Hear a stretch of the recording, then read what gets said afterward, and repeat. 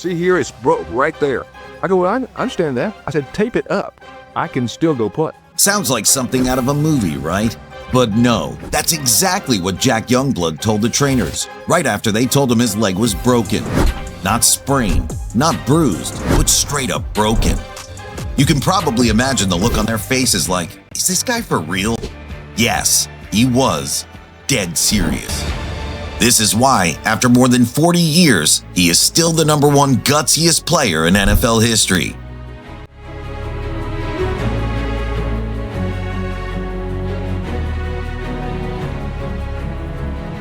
It's December 30th, 1979, NFC Divisional Playoff, Rams vs. Cowboys.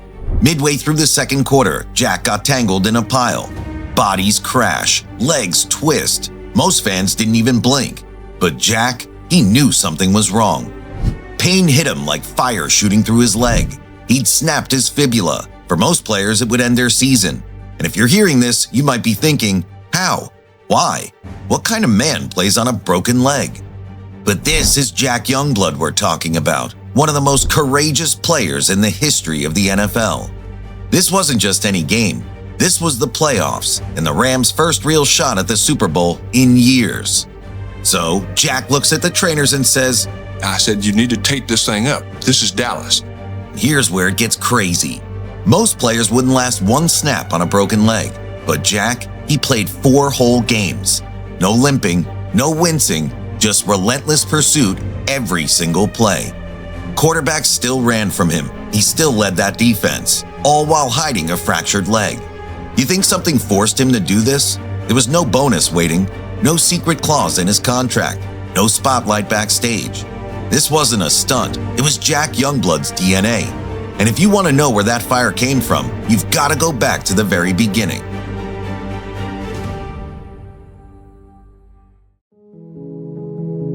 Before Jack Youngblood was breaking bones in the NFL, he was breaking opponents in small-town Florida.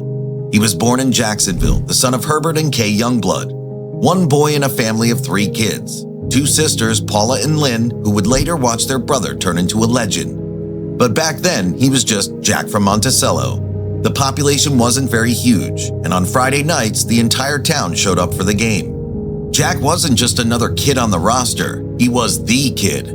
But nobody had realized it yet. The one who started on offense and defense, the one calling the shots as team captain. And the Tigers, they weren't just good, they were state champions.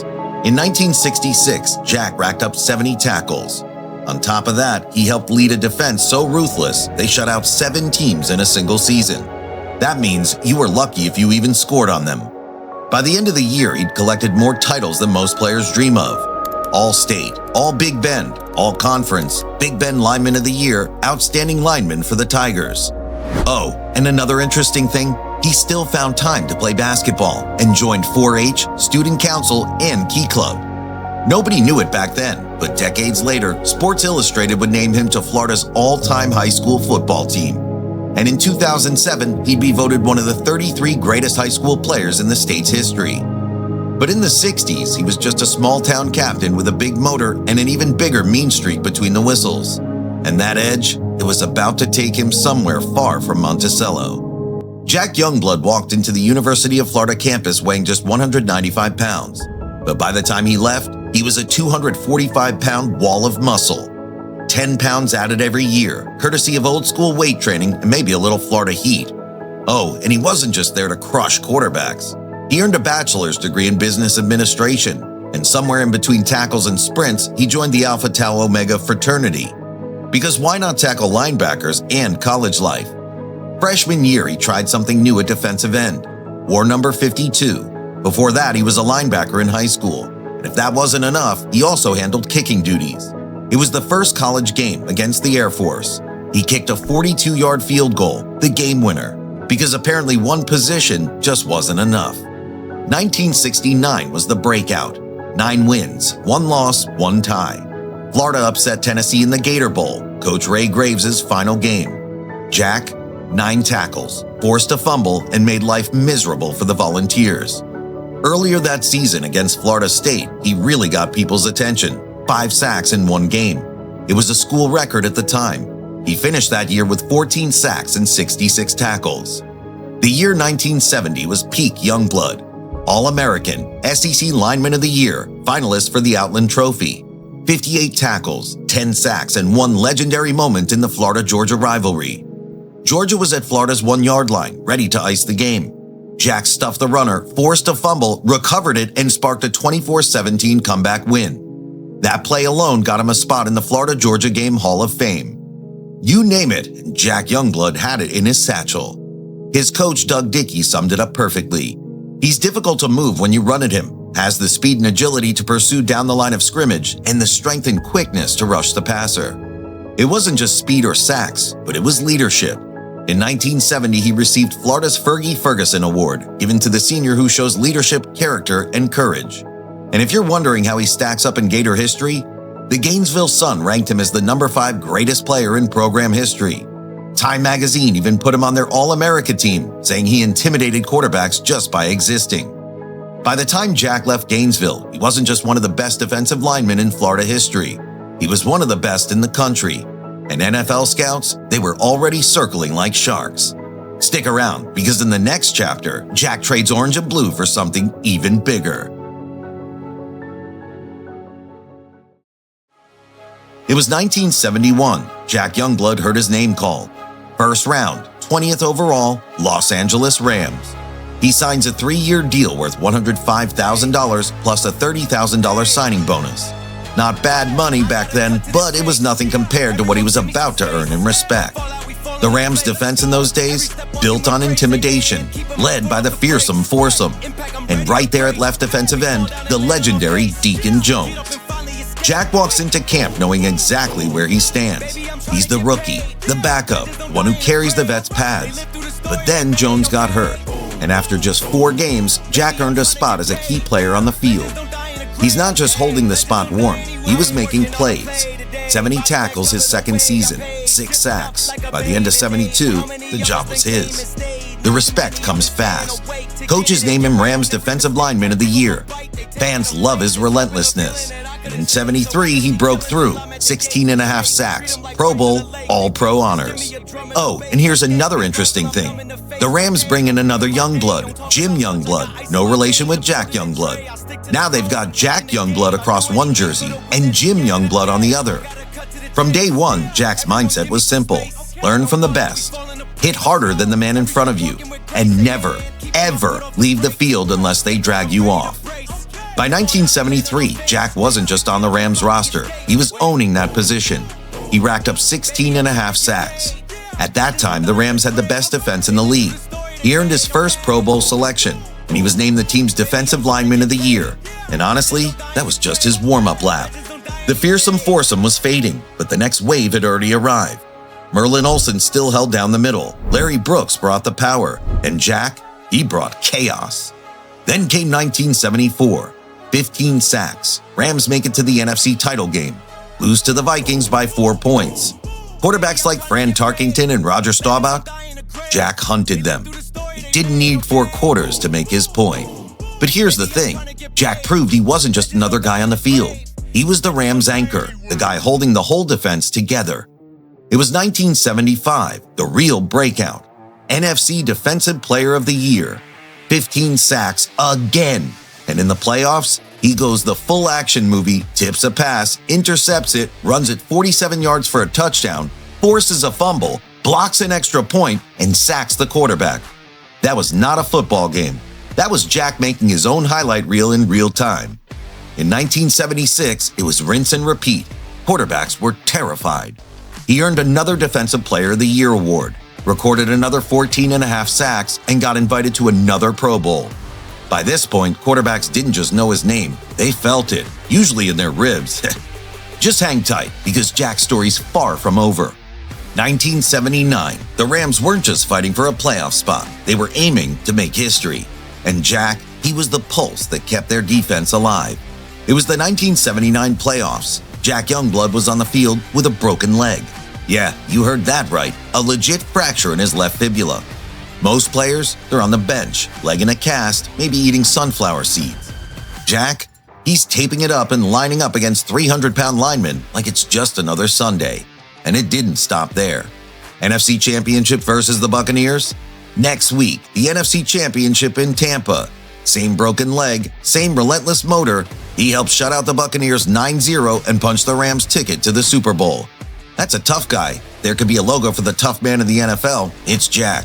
He's the gutsiest player of all time, or the craziest. In the NFL Network, decades later, they ranked this playoff run number 1 on their gutsiest performances list. Not second, not top 10, number 1 ever. Now picture this. You're about to face Terry Bradshaw on the steel curtain in Super Bowl 14, on a broken leg. Jack still played every defensive snap. He made 7 tackles and 1 pass deflection, never once asking to come out. The Rams lost the game, but Youngblood, he became the standard for toughness in the NFL. Opponents respected him, fans worshipped him, and teammates, they would have followed him into a burning building. 1980. Most guys, after 7 straight Pro Bowls, start thinking about retirement, or at least shorter practices. Jack Youngblood, he was still chasing quarterbacks like they owed him money. Then 1981 hit. Jack got a little problem. Not a sprained ankle, not a bruised rib, a blood clot in his arm. He couldn't feel his fingers, couldn't button his shirt, couldn't even put on his watch without help. Trainers had to dress him before games like he was a prize fighter walking into the ring. Doctors rushed him into emergency surgery. Most players would send flowers to the team from their hospital bed and call it a season. But this is Jack Youngblood we're talking about. He called it a speed bump. Showed up, laced up, and yes, you guessed it, he dropped another 11.5 sacks like nothing happened. It's like the clot was just an annoying errand between games. By then, he wasn't just another guy on the roster. He was the Rams' defensive captain, a title he held from 77 to 84. And that whole NFL toughest man thing, it wasn't hype. It was basically his job description. Quarterbacks dreaded him. Offensive linemen prayed the play would run the other way. And teammates, they didn't even wonder if Jack would be there. They just knew. Stay tuned, because even an Iron Man eventually faces the final whistle. 1983, new coach, new scheme. The Rams switched to Shermer's 3-4 defense, and suddenly the critics were circling. Too small for the position, they said, won't last. Jack Youngblood heard all of it and then spent the season proving them wrong. 10.5 sacks. The Rams were one of the league's best at stopping the run. Undersized, maybe true on paper, but on the field, he was still the nightmare in number 85. Opening day against the Giants, 2 sacks just to make a point. Season finale against the Saints, Jack went full demolition mode. 10 tackles, 2 sacks. Named NFL Defensive Player of the Year by Pro Football Weekly at 33 years old. Then 1984 rolled in. Jack wasn't slowing down. It was Week 5 against the Giants again. 2 sacks, 3 holding calls drawn, and NFC Defensive Player of the Week honors. Week 10 versus the Cardinals, 3 sacks on Neil Lomax, 3 more holding calls, and a blocked game-tying field goal as the clock ran out. Rams win 16-13. That wasn't just clutch, that was career highlight reel stuff. Then came Week 15, 14 years and 201 straight games. Streak ended. A ruptured disc in his lower back finally forced him to sit out. Doctors told him the season was over and surgery was next. Jack heard the words, then ignored them. 2 weeks later, he was back for the season finale against the 49ers and the playoffs. How? A series of back adjustments allowed him to move without wincing. Every snap hurt, but he played anyway. That's why the Rams gave him the 1984 Ed Block Courage Award, because he thought it is his responsibility as a captain to be present for the team. By 1985, the clock was winding down. On August 27th, he retired. No farewell tour, no drama, just a simple request. Remember me for dignity, integrity, respect, and pride. Jack Youngblood's NFL career was legendary, but what happens when the pads come off? For Jack, retirement wasn't a full stop. It was a new play. He moved into broadcasting, breaking down plays on ABC, ESPN, Fox, helping fans see the game through the eyes of a legend. But it wasn't just about the cameras. Jack threw himself into giving back, helping NFL alumni with health and transition programs, supporting charities, being a real leader off the field, just like on it. He also jumped into team management, working in the front office of the Orlando Predators Arena Football League. Business ventures followed, real estate, cattle ranching, and whatnot. The man who pushed through pain found new challenges to conquer. And the awards, they kept coming. Inducted into the Florida Sports Hall of Fame, the College Football Hall of Fame, and finally in 2001, the Pro Football Hall of Fame in Canton. Gold jacket, bronze bust, forever immortalized. But here's the thing about Jack. It's not just the records or the trophies, it's the standard he set. The toughness, the heart, the relentless drive. Every player who laces up today, they chase that standard. Jack Youngblood didn't just play football. He defined what it means to be a warrior on the gridiron. And that is a legacy that never quits. That's Jack Youngblood, a legend on and off the field. Thanks for watching. If you want more stories about the game's toughest, boldest players, you know what to do. Like, subscribe, and join the conversation below. Catch you in the next one.